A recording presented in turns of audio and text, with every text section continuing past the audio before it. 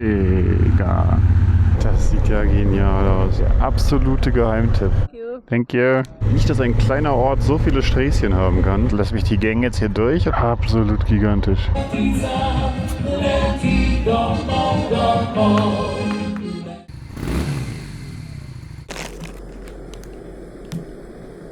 Teil 2 meiner Slowenien-Tour startet auf einem Campingplatz bei Hermagor. Beim Frühstück frage ich mich, wie Menschen das machen, die nur zum Campen wegfahren. Kaffee kochen, Brötchen schmieren, Zeug einpacken, Zelt abbauen. Ich bin da irgendwie zu ungeduldig. Fürs nächste Mal beschließe ich, auf den Kaffee zu verzichten und einen Müsli-Riegel zu frühstücken. Nachdem ich es geschafft habe, alles Equipment wieder wasserdicht zu verstauen, kann es endlich weitergehen.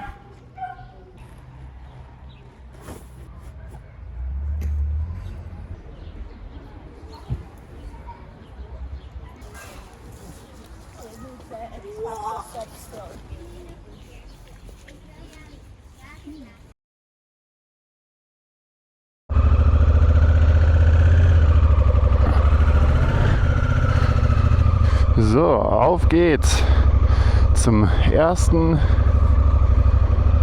richtigen Motorradfahrtag mit hoffentlich geilen Strecken und gutem Wetter. 10 Uhr Abfahrt für Camping mit Frühstück und so. Das ist, glaube ich, ganz in Ordnung. Aber braucht dabei immer alles ein bisschen länger. So, und jetzt fahren wir aus Prinzip nochmal tanken, weil ich eben meine Ohrstöpsel vergessen habe. Und zweitens, weil wir aus Prinzip in Österreich tanken, um nicht in Italien zu tanken. Das macht schon immer einen wesentlichen Unterschied. Boah, ey. Ein Trecker, ein Lastwagen und danach eine wahnsinnige Autoschlange. Das ist natürlich auch der Worst Case.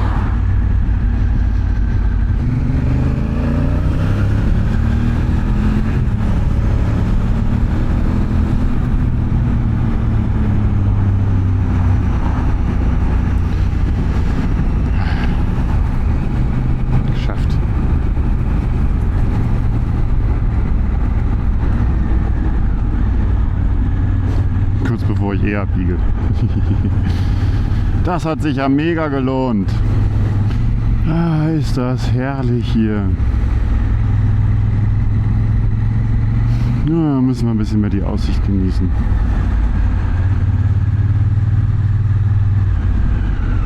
Digga.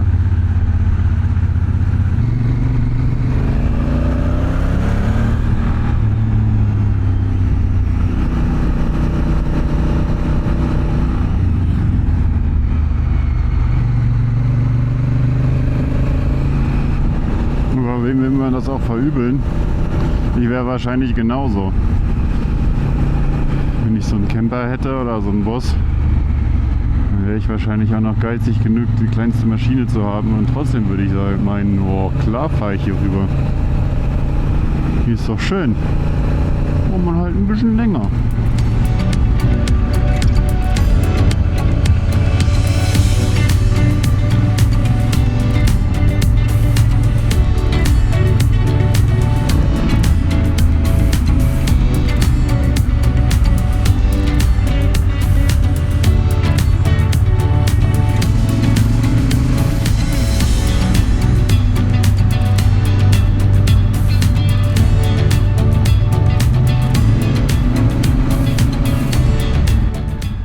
Ich fahre über schöne österreichische Landstraßen Richtung Süden.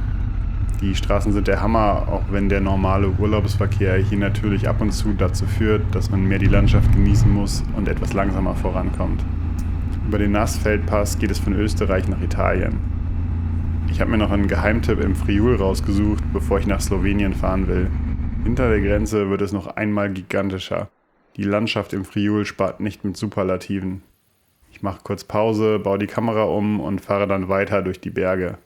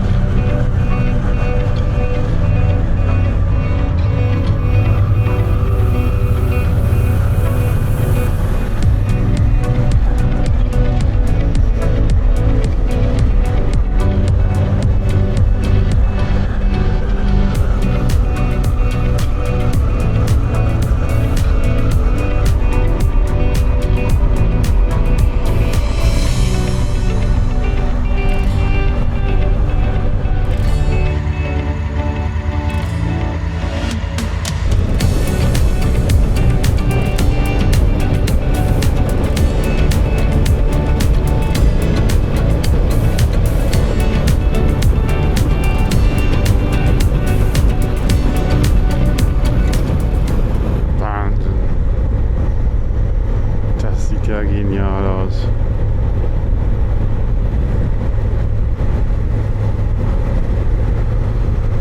Immer wieder zerschneiden Autobahnen und Bahnstrecken das Tal und wirken von hier unten riesig. Bei Donja biege ich Richtung Osten ab.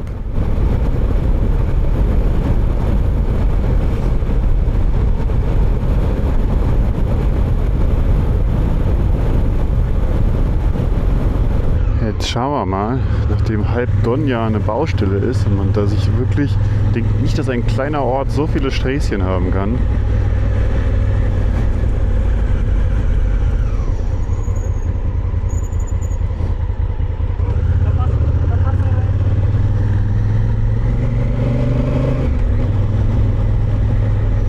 Val Donja, Sella di Somdenjo, geöffnet. Sehr schön, das ist das, was ich lesen wollte. Durch das Donja-Tal. Es scheint aber auch, dass es da offen ist. Es ist eigentlich nur so als Stichstraße eingezeichnet. Das ist jetzt eigentlich spannend, ob wir da auch rüberkommen. Das wäre natürlich mega.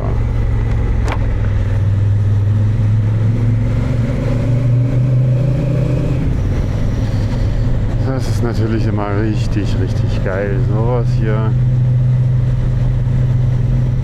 Grober Felstunnel. Kleinstes Ministräßchen. Aber noch top asphaltiert. Und landschaftlich natürlich der absolute Traum. Ich liebe das ja immer da lang zu fahren, wo sonst keine Sau lang fährt. Hier ist ja absolut niemand. Gut, allein schon die Straße hierher zu finden, das ist schon schwierig genug gewesen, aber umso schöner, dass jemand sie noch finden konnte.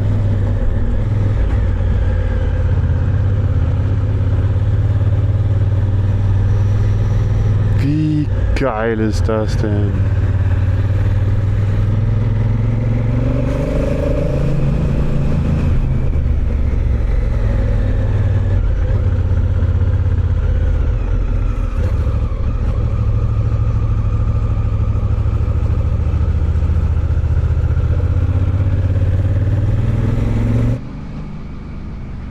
Die Straße zum Sella di Somdenjo führt hier absolut genial auf den 1392 Meter hohen Pass, der aber nur von einer Seite befahrbar ist. Auch deshalb scheint es hier kaum Verkehr zu geben. Man hat die Strecke komplett für sich alleine und kann Fahrspaß mit dem gigantischen Blick ins Donja-Tal verbinden.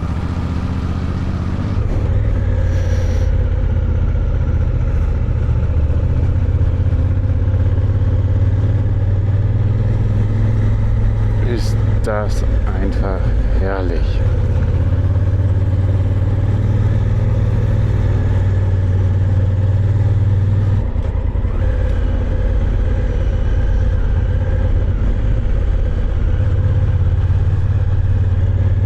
Also die Strecke hier rauf durchs Donja-Tal, das ist der absolute Wahnsinn. Also hier diese Felsmassive, man sieht das jetzt wahrscheinlich auf der Aufnahme wahnsinnig schlecht gegen das Licht, aber das ist einfach sowas von gigantisch.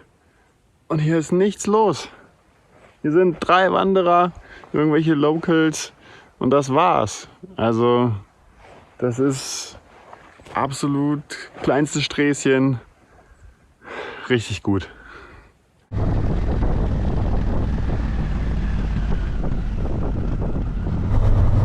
Jetzt wird's noch mal spannend. Jetzt kommt hier noch so eine schöne Serie kleinster Serpentinen.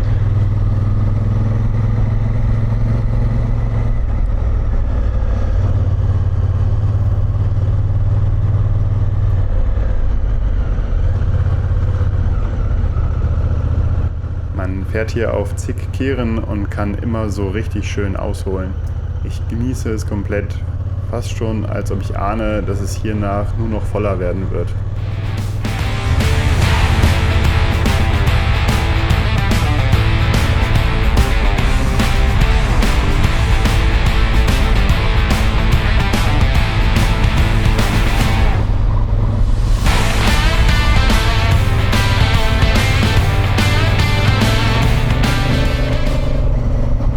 wäre eine saugeile Straße dafür, dass hier fast nichts los ist. Es sind hier ab und zu, na, hier sind so 2 Leute, keine Ahnung, sind wahrscheinlich irgendwo wandern.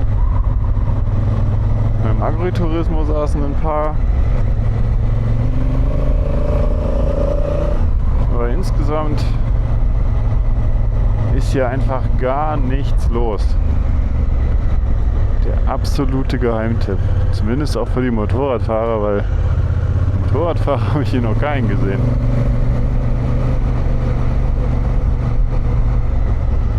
So, allzu weit zur Passhöhe kann es nicht mehr sein. Agriturismo. Da oben. Sella di Somdonja. Ja. Aber gut, ne?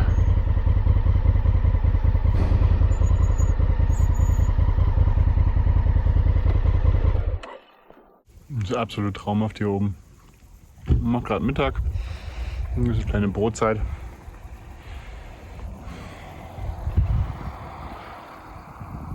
Schon ein bisschen was los. Laufe ich gleich noch zu dem Refugio. Hier ist ein Schild. Da könnte es sein, dass man noch einen ganz geilen Blick hat, aber ich weiß nicht, ob in der Motorradkluft so weit laufen will. Aber das entscheide ich gleich nach dem Essen.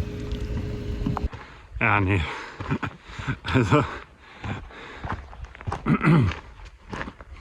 Also ich habe mir den Weg jetzt angeguckt zu dem Refugio. Und es sind zwar nur 10 Minuten laut dem Schild, aber das geht rauf und runter in Stock und Stein und in einer Motorradhose, die dazu auch noch wasser- und winddicht ist. Das mache ich jetzt nicht, und der Sicht, da soll laut den Fahrradfahrern, die ist schön, aber hier ist jetzt nicht spektakulärer als von der Straße da runter, und die müssen wir jetzt ja auch noch zurückfahren. Von daher sparen wir uns das Refugio für heute.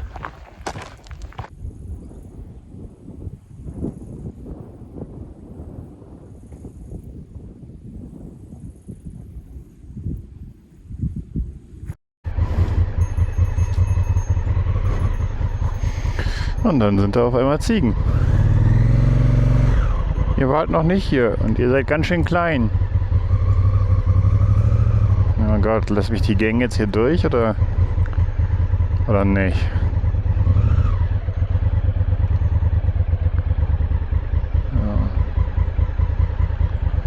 Ja. Auf jeden Fall die Ruhe weg, ne?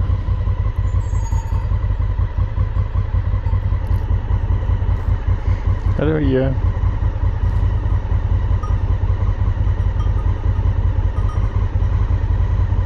Die Abfahrt, obwohl die Strecke ja identisch ist, bietet einen ganz anderen Blick ins Donjatal. Wie unterschiedlich die gleiche Landschaft sein kann, wenn man in die andere Richtung schaut. Man kommt mal wieder aus dem Staunen nicht heraus.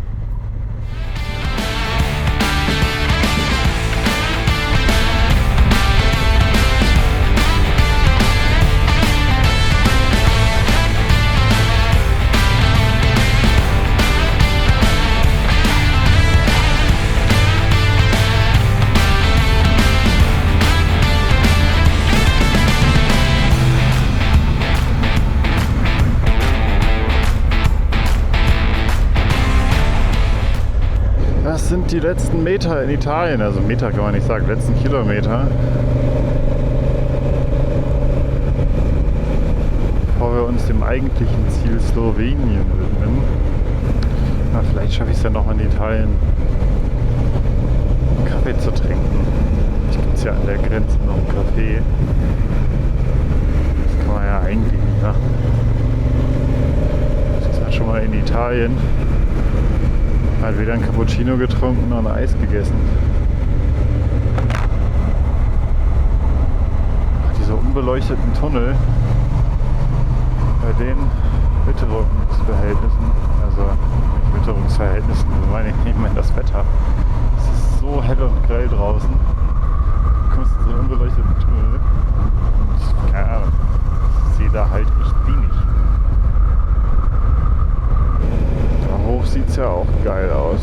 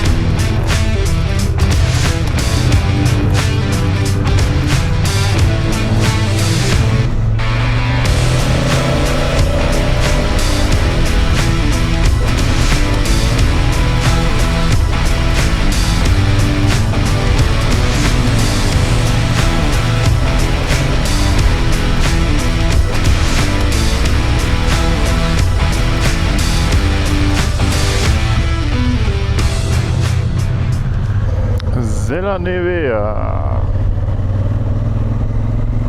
Aber das könnte so sein, dass wir oben auf der Passhöhe doch noch einen Kaffee kriegen. Scheint ein ganz schön großer Skiort zu sein. Oder zumindest scheint hier echt viele Betten zu haben. Richtige Bettenbunker.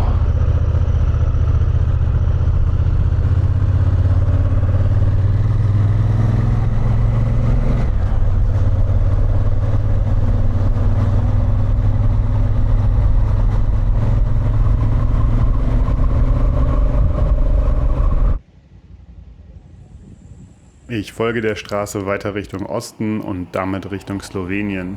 Am Lago de Predil halte ich noch für einen kurzen Stopp. Der See liegt am Fuß des gleichnamigen Passes, der die Grenze nach Slowenien markiert. Er liegt auf knapp 1000 Meter Höhe und bietet einen gigantischen Blick auf das Kanin-Massiv. Die Höhe spürt man auch an der Wassertemperatur. Am See hätte es natürlich auch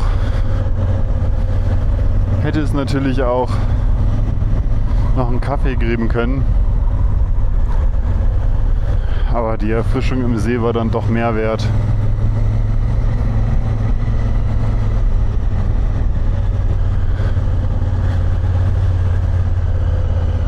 Jetzt können wir hier nochmal gucken. Traumhaft.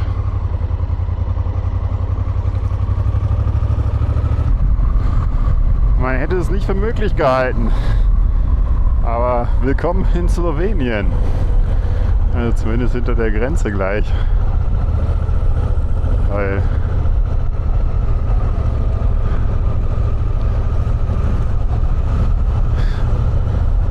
eigentlich war ja quasi der Plan Motorradfahren in Slowenien. Der Abstecher über Italien war ja jetzt eigentlich wirklich nur der eine Tag, aber trotzdem hätte ich irgendwie nicht gedacht, dass ich so lange noch in Italien unterwegs bin.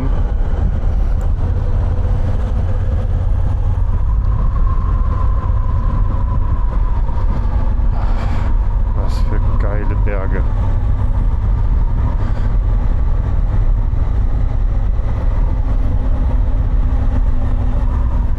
Mir jagt eine Fotokulisse die nächste.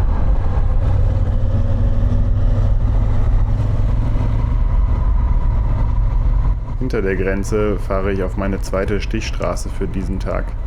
Ich will noch auf den deutlich bekannteren Mangart-Sattel fahren, für den man auch 10 € Maut bezahlen muss.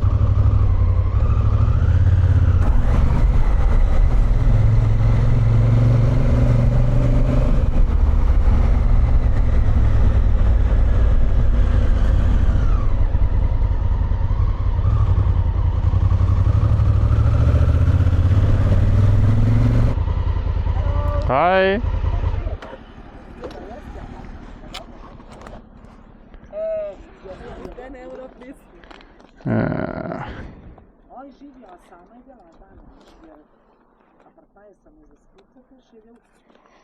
Thank you. Thank you.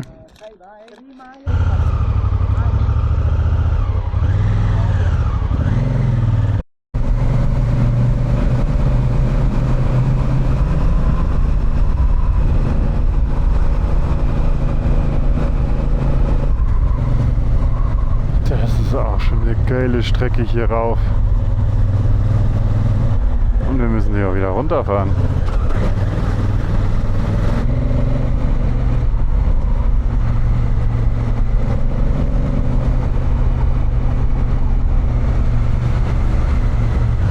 Mal so einen Tunnel hier durchgehauen. Jetzt geht die Straße da so einmal so quer rum und drüber hinweg. Ja, absolut. Fantastik.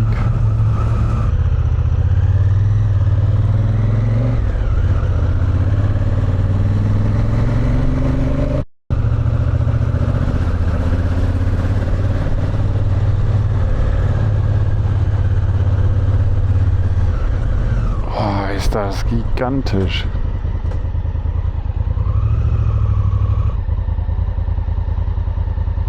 Absolut gigantisch.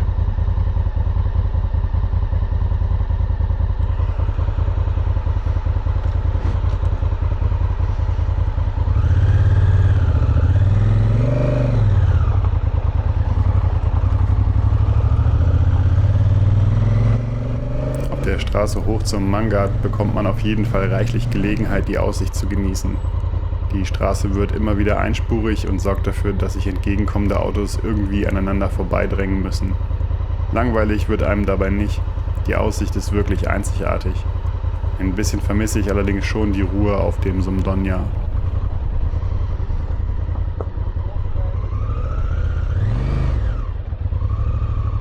Der Mangat-Sattel selbst ist übrigens 2055 Meter hoch und damit auch die höchste Straße Sloweniens. Sie wurde 1938 gebaut. Hier oben sind auf jeden Fall deutlich mehr Motorradfahrer als auf dem Somdonja. Sie erzählen mir auch, dass man früher noch höher fahren und auf der anderen Seite ins Tal schauen konnte. Die Straße ist aktuell aber zerstört und damit können nur die Wanderer auch die Aussicht auf der anderen Seite genießen. Es ist der absolute Knaller hier oben. Ey, der Ausblick ist der absolute Wahnsinn. Und wie tief lang das Tal da noch runtergeht. Absolut genial. Das ist absoluter Wahnsinn. Es geht theoretisch da sogar auch noch weiter. Da darf man nicht mehr fahren, aber hier theoretisch kann man da noch irgendwie, geht der Wanderweg dann noch weiter. Hammer.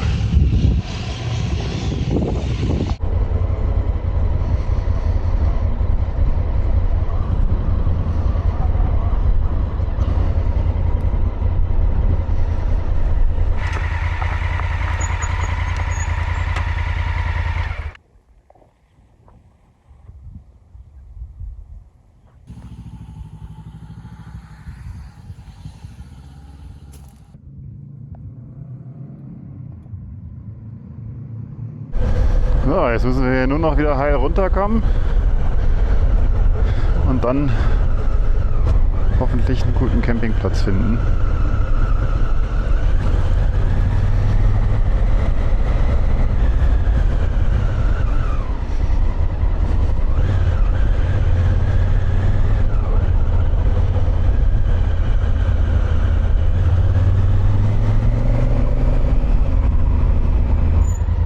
Mit dem Boss, Digga, ja, da darfst du dich auch mal großartig bedanken. Ey.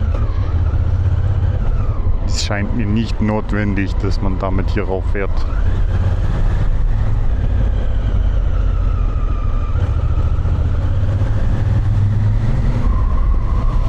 Oh, was für eine Felswand. Also die Runterfahrt war jetzt mega entspannt. Aber ich glaube, das so gesehen. Ich denke, die machen um 17 Uhr da die Schranke zu. Zumindest war da keiner mehr. Und wir sind ja auch nur noch ein Bus ist mir noch entgegengekommen. Und zwei, ist ja auch egal. Also wenn man das so timet, ist das auf jeden Fall eine sehr nice Sache. Dann weiß man halt auf jeden Fall, wenn man nach 17:10 Uhr oder so oder 17:15 Uhr oder sowas, dann wird einem da wahrscheinlich keiner mehr entgegenkommen.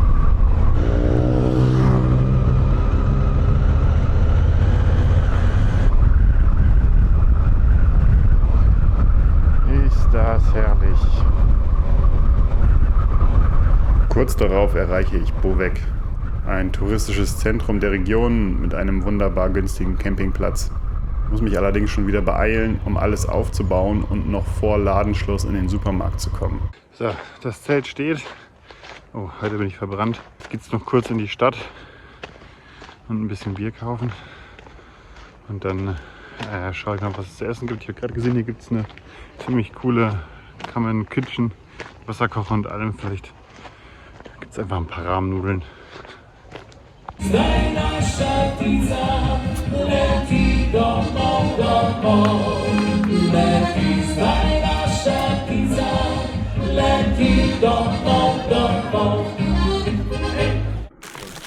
Supermärkte schließen in Slowenien oft recht früh. Ich bin zu spät für Camping und Einkauf. So beende ich diesen Tag mit Pizza und Bier vom Imbiss. Wenn es euch gefallen hat, dann lasst mir gerne ein Abo da und wir sehen uns in Teil 3.